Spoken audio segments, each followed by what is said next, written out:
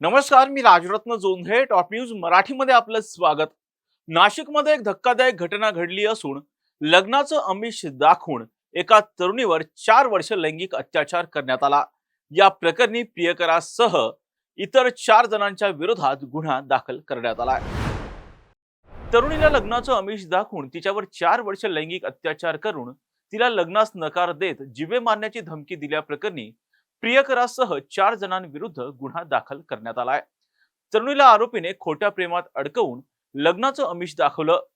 त्यानंतर तरुणीसोबत वेळोवेळी तिच्या इच्छेविरुद्ध राणेनगर येथील 7 ॲपल हॉटेलमध्ये नेऊन जबरदस्तीने शारीरिक संबंध प्रस्थापित केले. त्यानंतर तरुणीने लग्नाबाबत विचारलं असता आरोपी प्रियकर अदनान खाटीक याने लग्नास नकार दिला.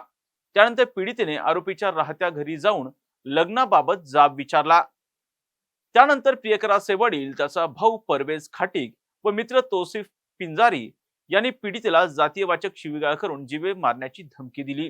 तसेच तौसिफ पिंजारी याने पीडितेचे अश्लील फोटो आरोपींकडून मागून तिला धमकी दिली.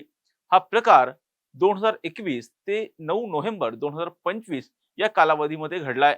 या प्रकरणी इंदिरानगर पोलीस ठाण्यात अदनान खाटीक, परवेज खाटीक, त्याचे वडील व तौसिफ पिंजारी यांच्या विरुद्ध इंदिरानगर पोलीस ठाण्यात अॅट्रॉसिटीसह बलात्काराचा गुन्हा दाखल करण्यात आलाय.